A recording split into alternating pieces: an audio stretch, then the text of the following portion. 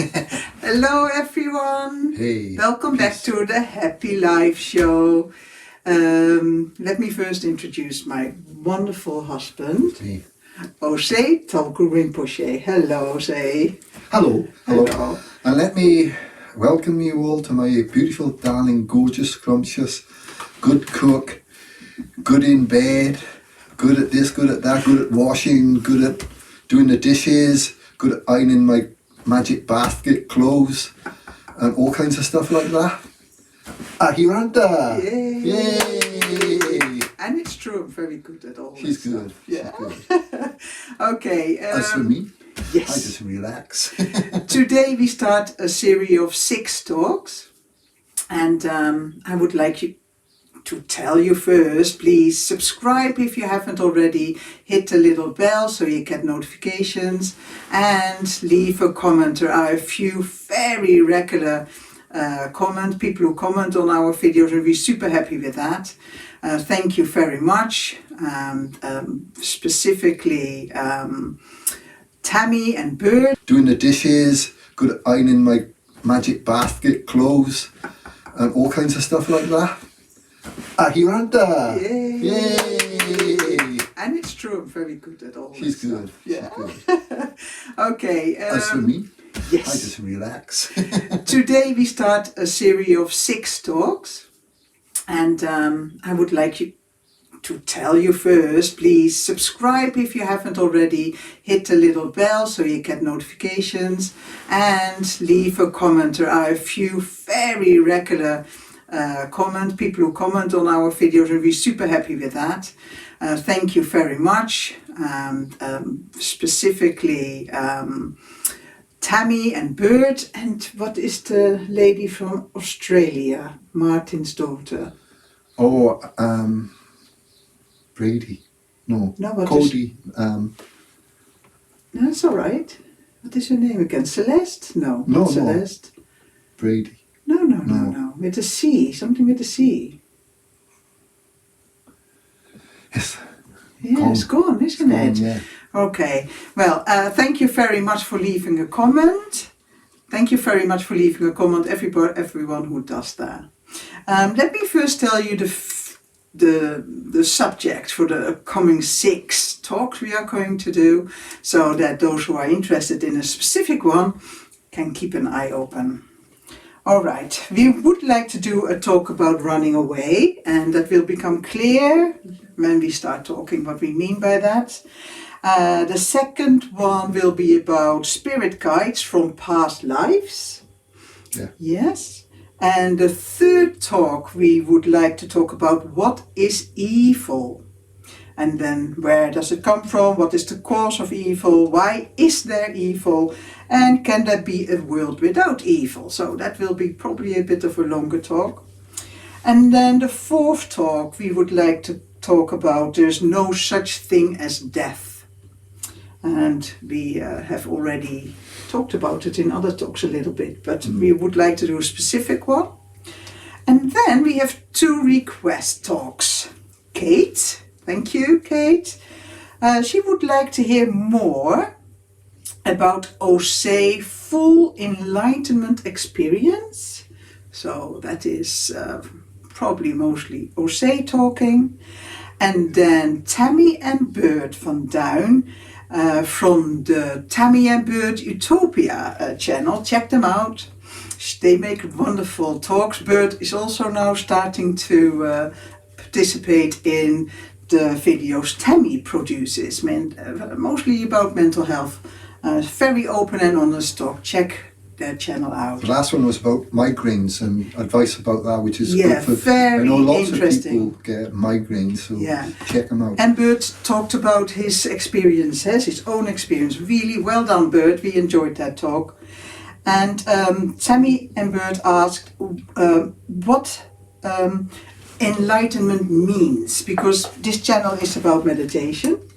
And we talk a lot about Ozay's experience with enlightenment. And Tammy said, what does it mean? What does it exactly mean, enlightenment? So we will do that in the 6th. It doesn't need to be just about meditation. It can be about... Oh yes, our channel is about everything. I don't like that idea, just, one thing, because if you think about meditation, it's everything in life is Yes, meditation. yes. If you And do that life is, right. and that's another Yeah. talk I would like to talk about, how we can make our whole life meditational. Yeah. And when you do the dishes, when you walk, when you talk to somebody, And that's how just you another react. word, making it beautiful. Your life Yes, beautiful. yes. So meditation, Yeah. is the beauty. But for today, Yeah. I thought we start a series off with running away. Running away, yeah. Yeah. Shall we have a cup of tea first? Yes, let's have a cup of tea, shall we? Put this away. As I'm Welsh and you're Dutch, Yes. and we like tea. Thank Green you. And this is Hemp tea. CBD tea, hemp tea. Not Hemp. sure if it is allowed in other countries, but here in... Apparently not in Norway. Yeah, we are here in the UK, and here it's okay. We Yeah. have started after one of our daughters, Crystal, who left us CBD oil in a little bottle. We started both noticing improvements in our well-being. So we have also bought the tea and the cream. And we will do a talk about that too in the future. We don't advise anybody to take it. We can just share our If you start going a bit strange after we drink these cups of tea, well, you know why. No. There is no high element in there. No. But please It's a nice cup of tea, research for yourself what the effects can be, because maybe if you take medication, then the combination might not be ideal. So we don't advise anybody to take it, but we will in the future let you in on how it... Yeah, I'd like to say Positive. something about that actually. Okay.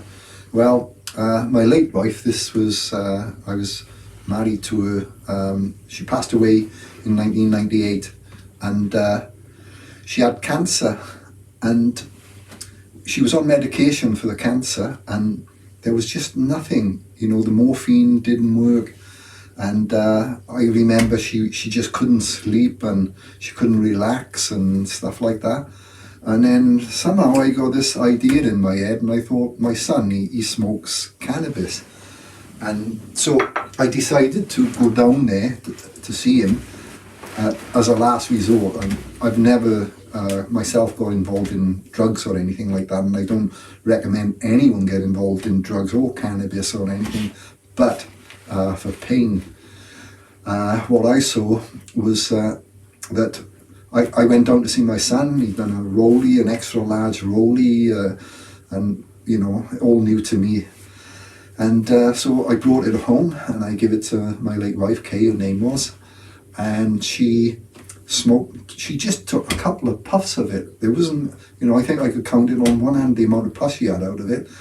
And then she just sat down, she totally relaxed, and she just fell asleep. And it was such, for me personally, to see the suffering and the pain that she was going through, and being her husband, you've got no control, you want to protect your wife, you want to protect your children and your family. And when you see something like that taking grip, and then, suddenly, you introduce her to cannabis, and she just took a couple of puffs of it, and then she was free of the pain. So I think that, although I don't like to see youngsters taking cannabis for recreation, because I'm totally against that.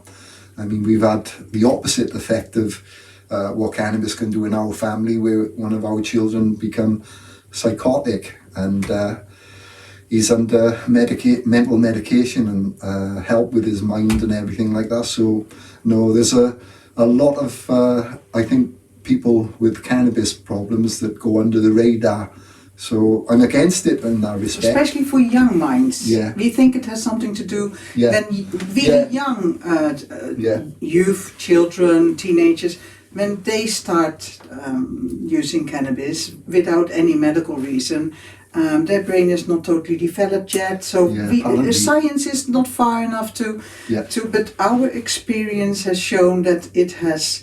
Lots of people come to talk to Ozay, and they are damaged, mentally ill, because of they go in excess. And some people in Holland, but that's where I come from, our daughter Tamara and her other half Melvin, they have friends who regularly use cannabis as a recreational thing, and they are totally normal, functioning normal, and no addiction. So it's very difficult, but we don't recommend it. But that brings us to the subject of today, running away, because when you heard that's what happened, interesting how that went full that's circle. right, and it's nice to bring Kay into it as well. What did you feel when Kay got the diagnosis? Well, it's the worst of the worst. It's always happens to people outside, you know. It never happens in your house, in your family.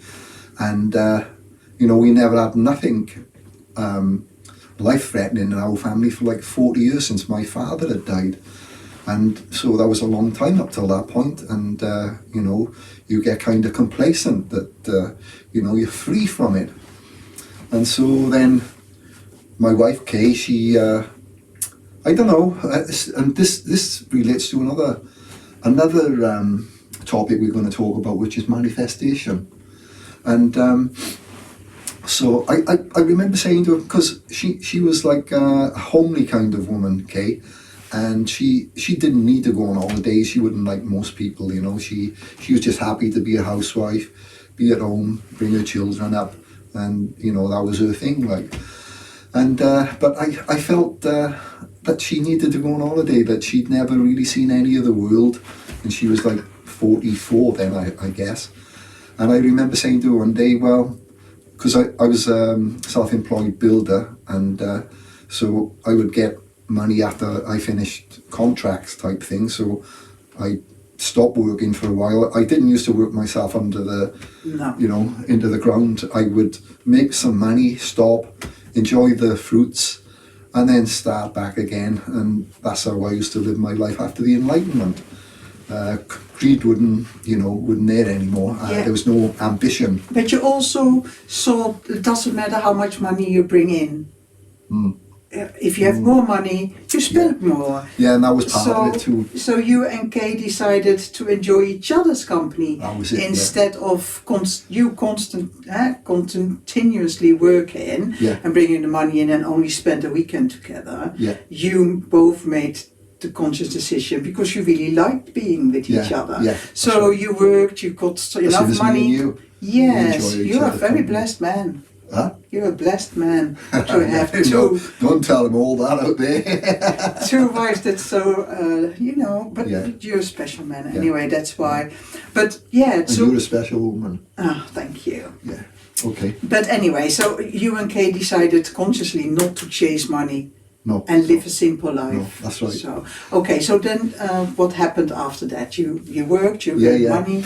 And the biggest treasure in life is just being free of all the responsibilities that we grab hold of, and all these ambitions to being rich and successful.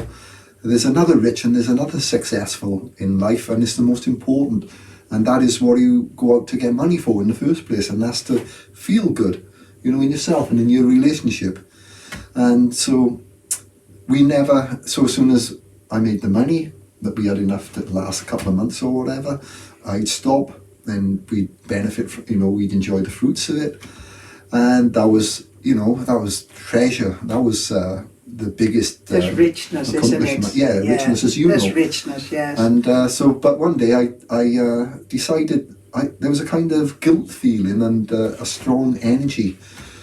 And I remember saying to Kay, I said, well, look, I said, the next lot of money I get, I'm going to make sure you go on holiday. And like 2 weeks after that, I'd closed, sometime before I closed a bank account. It was the Halifax, I think it was. No, Coventry or something. Wasn't it Coventry? We still get letters from it. It's okay. Okay, it doesn't matter. Yes. Anyway, it was a bank. Yeah. And so then a week, something crazy like that, something came through the post, and it was to say, this bank account was closed, and I could have thrown the letter away even. And wouldn't closed. It was just empty. That's right. And so I read it, and it said I had so many £1,000 bonds, and because I had the money in the bank at a certain time, and that I was entitled to so many £1,000 bonds. That was it. That was the holiday, just out of thin air. And you know, I speak about. It's going to come into manifestation. That's fine. Yeah. And so, how does manifestation work? We are still on subject about running away. We come to it. Yeah, we're going to have to do this full circle. Yes, it has all to do with running away. Yes. Yeah, and so I remember, well, you know, manifestation. How does that happen? You know, I said to Kay, and like I said, there was a certain feeling inside of me, and I think that we should always be aware of our inside world, our internal universe, what goes on within. And there was a sense of a longing for the better for her, not for myself at all, just for Kay. Totally unselfish and pure. And then the money turned up. It manifested itself against all odds. You know, it's never happened before, never happened since, and it just manifested itself within 2 weeks. It's not totally true. We get manifestations all the time. Oh yeah, I mean, I'm talking about that particular that, situation. Yeah. You know, the letter turning. I said the next time we get a heap of money, then we'll go on holiday, and I took it. I used the excuse because she was difficult. She was a homely girl, you know, and she liked to stay at home, and I give it an excuse, and I said, well, my mother's family have lost track with my mother. And maybe we could go and track down my mother's family in Cyprus. It'd be nice for my mother because she was getting on in years. So, and that was the excuse, and I took her. But just before we went, she was getting like back pain, and she went to see the doctor, and she had a bit of a cough. That's right. It was two things, and so he gave her an inhaler. And I'm not sure what he done about the back problem. No, at first he didn't, no. But he just gave her something for asthma, didn't he? Yeah, something for asthma. Yeah. And so anyway, we go off to Cyprus, and we are like looking for the family. And we learned a few things, but we didn't actually find any family. And then we were going to leave it open to another time. And she kept having this problem with her back. And I started getting a feeling about that, and I thought, no, we're going to go down to the doctor like when we go back home, and we're going to see what that is. I had a horrible feeling, and she had this dry cough type thing. It wasn't bad, and I think you wouldn't know. I mean, I cough quite often, and for me it's normal, you know, but for Kay it was unusual. And so we go to see the doctor, and, you know, and I said to the doctor, I remember saying to the doctor, he was going to palm her off with something, I can't remember what it was, maybe more medication or something. And I said to him, no, I think you better look at her properly. And so he looked at me, and I could see he got a bit more serious then. And then he's a good doctor towards her. And so he sends to go to see a specialist. And then she had her lungs examined and everything, and we found out she had lung cancer. And when I was sat there, like, it was terrible, really, to be told, you know, not only she had lung cancer, but she had 18 months left to live. And my first instinct, and I talk instinct because, you know, it's the battle between good and evil that we all go through. And our instincts is what, you know, we've been, in past eras, it's been spoken of as the devil. But if you go right inside yourself and you try to understand what the devil is and who causes all the trouble, it's your instincts, it's your fear of death. And then when it confronts you, and it's your partner, your wife, or whoever, your children, I think the first instinct we want is to run. That was your first feeling. Yeah, you wanted to run away. Yeah, I wanted to run. I wanted to run far away. And that's why we thought we need to talk about this. Because it's really important for people who go through that same feeling, that when they come across a situation that it's really difficult, and then they get a real feeling, I don't want to be here, I want to go, that we all realize that it's a natural first reaction to a horrible situation. Yeah. Sorry, so you wanted to run away. Yeah, and but of course there was something much more stronger in me than the fear of having to face death, and that was love at the end of the day. And although very seldom do I talk about love, because I'm is it love or attachment is the biggest thing. And I think well, most people, a lot of people, and people will argue, because I've been there before. I've had all kinds of debates in Celtic Buddhism and Crazy Wisdom. It's my group. Groups, Facebook groups, yes. And it's a debate group. We speak about everything. And I know that everyone takes it very personal, that if I say, no, I don't think what you have is love, it's attachment. And it's the, you get a feeling from that, and it's the feeling of security as opposed to insecurity that you have when you're not with a person. And I think, though, that it's coming from our instinct to survive insecurity and attachment to another person, that as a human being and an animal that can reach higher levels of consciousness, that we get insights of true love, but very seldom do we, we might get a quick instant where we are actually in love, but most of the time we are just in this kind of inert sort of bouncing along, on a certain level. And if somebody, like, for me, love is, there's no hate in it, there's no anger in it, there's nothing negative. It's a divine, powerful force that's life-giving, not life-taking, and there's an abundance of it in the universe, and it's everywhere. But for human beings, it's coming through us, but it's filtered through the instincts and the mind. The mind is a tool from the instincts to survive. And if I would give a tester for yourself, and I would say to you, you say you love your wife, you say you love your children, right? Or let's just say your wife or your husband.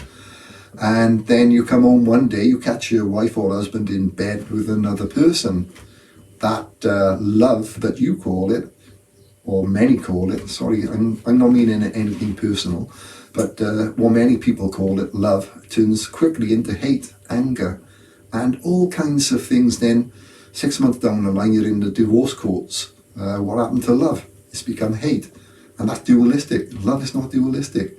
It's a divine, creative, loving force.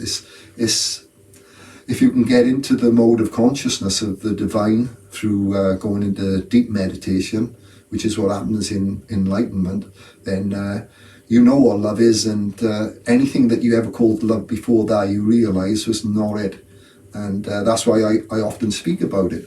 And again, like I said, one of the biggest problems I have when I speak about this is that people find it very personal, because especially women, surprisingly enough, or not, because they're the maternal, I suppose, they have the breasts and they carry the baby and they nurture and stuff like that. But women often, and men do too, because what happens is we identify, I'm a loving person, I'm a good person, which none of it is true. None of it whatsoever is true, because you're none of that. You may be all of that, but you're not one single thing. Mm-hmm. And many things, but you're not one only thing. Good. You're not only loving. You're not only. Yeah. But then, if I say that I'm a loving person, as soon as I say that, it's become fake. Yeah, you're a liar. You always say, it's fake. I'm a liar. You always say that. As like, soon as you speak, you're a liar, isn't it? I don't think you often understand, though. Like when you sometimes say, I love you, right? And I'll say, it's in my silence, the strength of it is in my silence. And it's difficult, like, when we become insecure and we need strengthening. So I say, I love you back. And I understand why and what's going on. But we need, sometimes we need to feel secure, so we need that attachment to another human being. Yes. And feel strength when we become weak. And I think... I do also notice, though, that when I say the words I love you, there is a certain kind of feeling that I want to express. There's a certain kind of energy flowing through my body, and then instead of saying I feel really good or I'm blissing, I say I love you. But really what I mean is there is a really strong energy flowing through my system. Yeah, I'm in love. Yeah. In love. It is the feeling that, and that feeling doesn't generate itself because of we do something externally, but sometimes you just sit and it just flows through you. Normally the pre-requirements to that condition to happen is when there's no worries in your life, everything is stabilized, and then you feel and also stable. Your thoughts are quiet, because it's a feeling that I only started to experience after I reached mind realization. So when my mind is empty, that's when that feeling flows through me. And I never experienced that for long periods before. I might have had split-second moments, which I don't remember, but there must have been split seconds. But when I still had all that whirlwind in my head, I didn't experience that feeling as I now can have, because of the empty space. So it doesn't block. It's like the universe flows through you, and that only happens. That's like, I'm glad you said the universe flows through you, because the universe is like, it's a lot of well, especially Christianity. I wouldn't say a lot of. I think Muslims. We know a lot about the Bible, so and let's. They say God is love. God is everywhere, and it's true. But unfortunately, we don't know it as a direct experience, and you can only know it as a direct experience when you have stilled your mind, because when your mind is stilled, then it's not creating energies of thought and feelings. It's just tapped into the universe. It is, you become, it's like this empty space here. This is the universe. I touch that and I'm touching throughout the universe, even within myself when I'm quiet. So therefore, if I get rid of all the creative energy that that we use, then I become this vacant space, and then I become omnipotent, and that generates an energy there in your belly, and it can move around inside of you. Of course, it's different. It spreads. It is like it radiates through your whole body. I used to feel it in the belly. That's where the fire is. Yes. And so it was your experience in the divine universe as soon as you still your mind for a length of time, because we think we still the mind sometimes, but we actually don't. So anyway, but then, how did we get off the track? No, we are on track because of Kay was diagnosed with a very short time to live. So your first instinct was, I don't want to deal with this really difficult situation that stands before us. And we wanted to share this with people because Ozay shared that story with me. When I came across that feeling, I was prepared. And that made it, I didn't feel guilty, because I live with Ozay. We live in the south of England, but my mom, who's also getting older now, lives in Holland with my siblings. They take really good care of her, so I'm very grateful for those who are watching. Thank you for being there, because there's two things we would like to add to this conversation. How I also experienced a feeling of runaway, and your brother and sister also experienced feeling of running away, and how that understanding can create compassion towards those who actually do run away, when they should step up, when people really need you, they need you, and running away is an understandable reaction. But it would be really nice and good karma if you can step up the plate. Yeah. So when we visited my mom on our way back from Sweden before the lockdown, my mom was still grieving. My stepdad had passed away. And the grieving increased her pain, and she was struggling, and she wasn't doing well. She really wasn't doing well. So when I saw her, my first instinct was, I don't want to be here. So that's running away. I don't want to deal with this situation. But because Ozay shared that with me, and so openly and honestly said, when I heard that Kay had no longer long to live, my first instinct was run away. And that helped me. And that is the purpose of this conversation.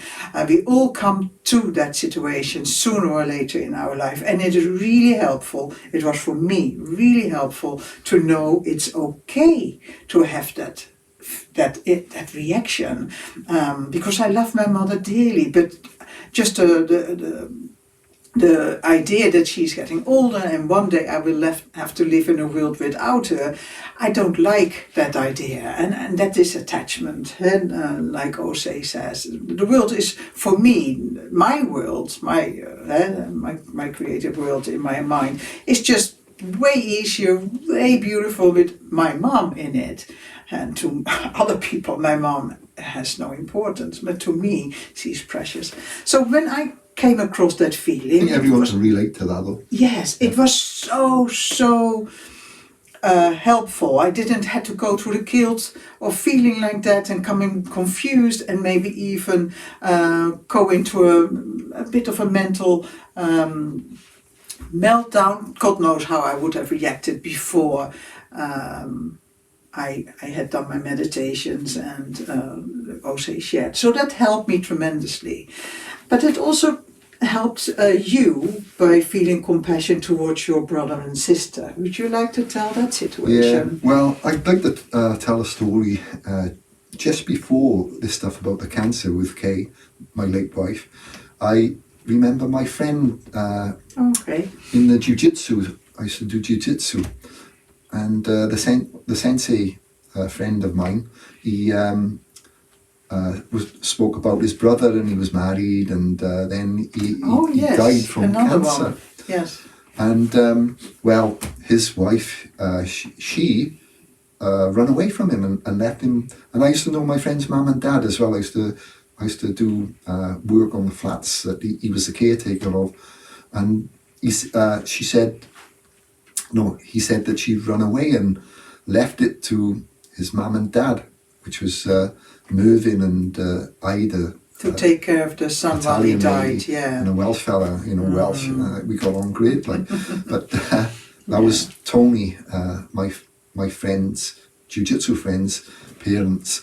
And they had to look after his brother who had bone cancer. And his wife ran away and left him. And I remember thinking, how could she do that? They'd been married and living together so long. I can't remember how long. And she ran away, left his parents to look after him, and they, he died. And you judged her for it. And I judged, and I thought, oh yes, you don't do shit like that. What a horrible woman. Yeah. But then when I had to face it, the story, and I remember going back in time to that and thinking I understood completely. Now you understood.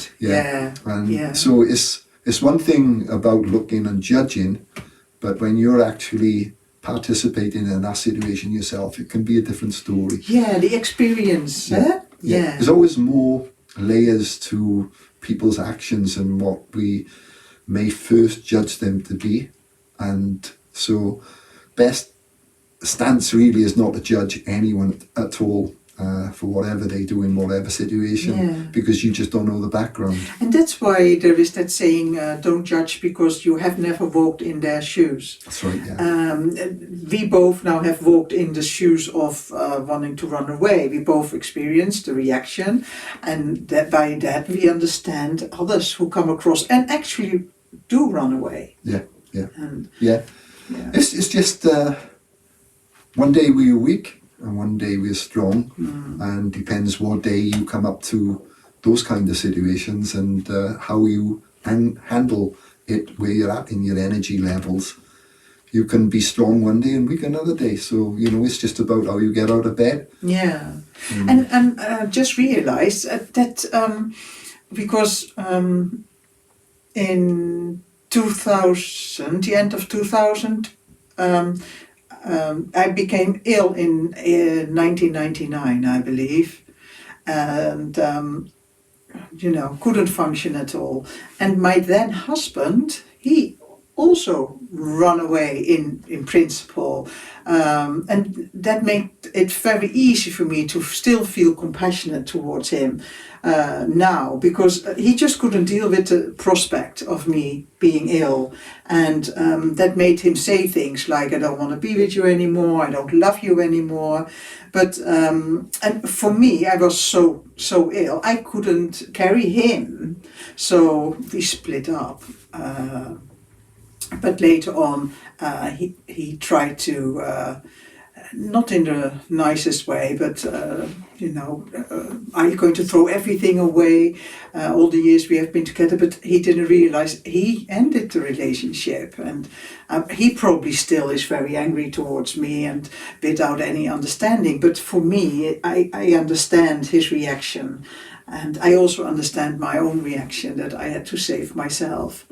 So having that experience helps you go through those kind of situations and leave it behind, because I know people who have been hurt by the actions of others who carry that their whole life. They stay bitter and angry and resentful. Yeah. And when you come to understand other people, you're free. You don't carry that weight with you, and I think that is very important. So in a way, he was kind of trying to run away from you, but in a way that you run away from him. Yeah, he lost me because of that. Yeah. But that was, like you pointed out to me, because we have talked about that situation, and you said it was just a reaction to try to control you, he never intended to end the relationship the way he did, but he tried to control you, but you couldn't. Yeah. You couldn't allow that to happen. I had to save myself, so the relationship ended. And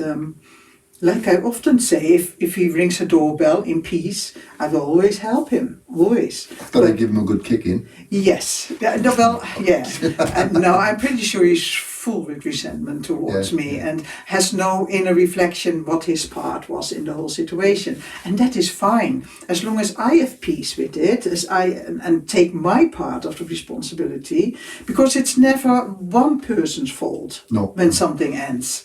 No matter how good you are.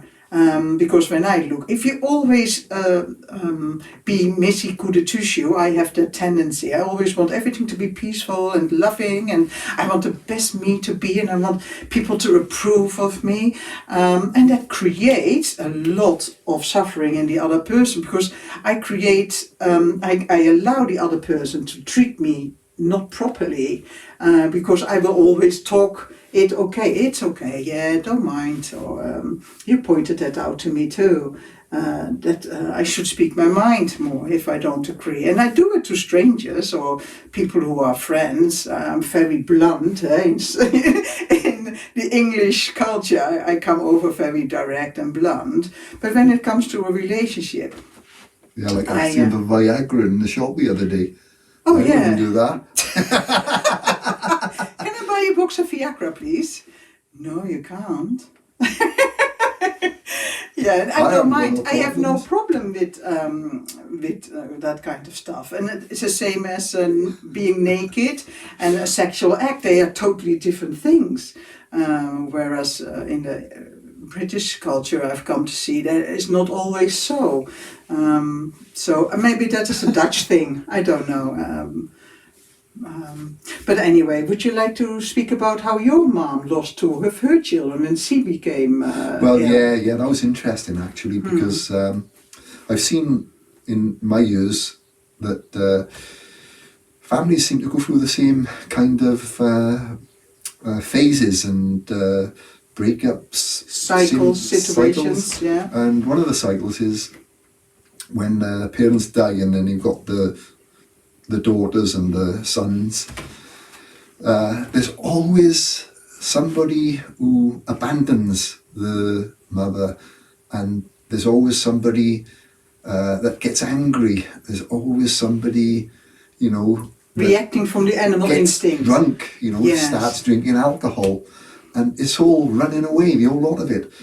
Getting angry, it's a kind of like a fight, because you don't want to know that person anymore, because that person's dying, that person's going to leave you, so you're in a way running away. And like, I don't know if I should speak about real examples in case they see this, like maybe I Well, get... you don't need to mention their names, but like, you know, your mum was always really good to them, Yeah. and then the moment she needed... My mother and sister, they were my youngest sister, they were like this. Yeah. You know, you couldn't part them. And then when our mum was diagnosed with heart condition, she had to go and have a double heart bypass, and it was again hectic. And she died, they brought her back. Yeah, she died 7 times. Yeah. And they brought her back 7 times. And it was just everyone, the whole family was breaking up. Like John, you know, my brother was getting drunk. My younger brother was siding with my sister that all these bad things happened, and suddenly she was all on her own. And my mother, she was the kind of, like a lot of your mothers out there, if you were ill, she would be straight at your bedside, making sure that she was, you know, comforting you in some way or another. But often what's the case is that they abandon the person that's looking like they're going to die, their mother, and they use all these strange kind of excuses as well. But I don't think we are aware that we are doing that, and why we are doing those things is subconscious, because we fear death. We have to run away from it some way or another. Yeah, and see the person that gave you life becoming ill and deteriorating. It is really difficult. Yeah. I find that very difficult to accept. Yeah. We know intellectually that we all get older, and one day we have to leave this body, but when it happens to the person who gave birth to you, and also when it happened to my stepfather, I'm still, when I just say this, I see him now, and I feel emotions welling up still. And he has gone for a few years now. I still miss him. Anyway. Don't forget, he's not gone. I know, but that feeling is still there. You're attached to him being in your life, and the fact that you can't call him or hear his voice. I'm fortunate. I feel really strong emotions when I speak I'm fortunate about him. here because I can't get as emotional as Ahiranta, because I have memories of my past life, like I have memories of this life, like yesterday this happened, then that happened, and so for me, I know, I get sad, of course I get sad, and I might, you know, weep about it, but I know we are going to meet again. It's just we have to change the body because it becomes too painful and too heavy to carry sometimes, especially if we don't look after it. And you should look after your body. Yeah, that's why we uploaded yesterday. Yeah. I don't know when we published this, but the video before this video, we uploaded it consciously onto our Happy Life Show channel, because it's really important not only to work on your mental state, we do that through meditation, but you also have to keep your body fit, because as soon as you start suffering of pain, and I wrote on the video, why would we go through life in a rowing boat or on a raft if you can sail through life on a beautiful yacht? Or the QE2? Yeah, well, there's too many too many people on the QE2. Yeah, there's too many people. Yes, I know lots of people enjoy cruising. We never did it, but our friend does it a lot. Our niece does it a lot. They love cruises. Yeah. But we are a little bit loners, really. We like our own company, and just the thought of being surrounded by 2,000, 3,000, 4,000 people on a boat, no, thank you. We like silence. Yeah, and you pick up other people's energy too, don't you? yes, we do. Yes, we sensitive. definitely do. We're sensitive to that, and it's not good for people like us. So as long as this talk now comes to an end, I think. No, there was something else. there's a bit more. There was something else. There's something else. Okay, it was, sorry. Because the running away, It's like breaking up of a family often. And the next phase then, I've seen this very common phase in a family where the parent dies, and then this still the symptoms of grief is involved in. It's anger, it's jealousies, it's all kinds of... All the animal instincts. Yeah, really. all our instincts, yeah. And we become greedy too. Strange.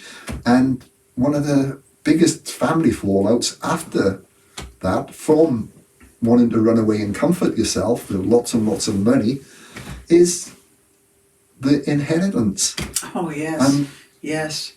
the amount of people that fall out, they hate each other. Yeah. Hate each other because a parent had died. Yeah. And I'm sure most of you people out there who's had to experience death of a loved parent in the family will have seen all of those things happening, all the fallouts. It's all grieving process, and what the Bible called the devil, your instincts.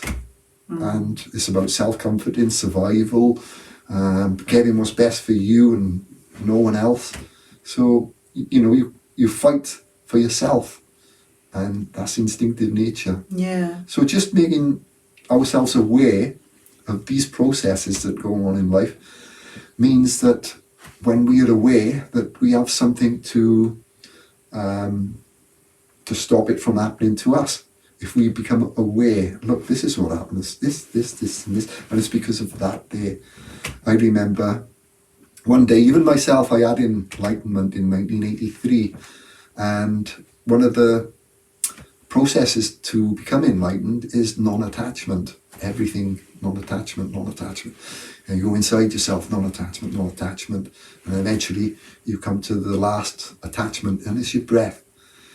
And again, a lot of people would not buy into this, and I don't ask anyone to believe me at all. I don't really expect, I don't insult people's intelligences to ask anyone to believe a word I say. But what I do expect from intelligent people is that you would try to, if you're interested, only if you're interested, try to verify it, because you can find other examples of people who've had the very same thing that I have had. And you can find stories if you look long and hard enough, although there's lots of fake stories out there about people who want to make money, fake gurus, and countless fake gurus out there. And they speak about enlightenment, and to be honest with you, it makes me want to vomit because they, just be weary or so. And so the last attachment you have is your breath, and you'll sit down and you go into no time, no space, universal omnipotence. What I spoke about a little bit earlier with the air that's out here, you become that, and you're touching all corners of the multiple universes and what have you. So now I think that I can wind that up. Okay. I think that's the end of, so that's really nice. Let's give it a summary now that it's okay. Running away is okay, to feel that. Yeah. Yes. But just be aware that it's a natural process, and that you can rise above it. Yes. And just think it and it's also important to, if you can, to step up the plate, because it's also to do with karma as well. If you don't step up the plate this life, you will come across it again in the next life. Yeah. And if you keep running away, Yes, sooner or later you will have to step up the plate and do what needs doing. So why not do it in this life? Try to do it this time. Yes. Trust me, you don't want to keep coming back to like the same family split up or the same. And it's easier to live with yourself afterwards as well, because I think a lot of people, unless they are on the autistic spectrum, I don't know, because some people can't place themselves in other people, but if you put that to the side, you need to face yourself one day. I wasn't there when that person needed me. I wasn't there. Yeah. So, try not to it's be lost. okay. Yeah, try not to get lost in the fear.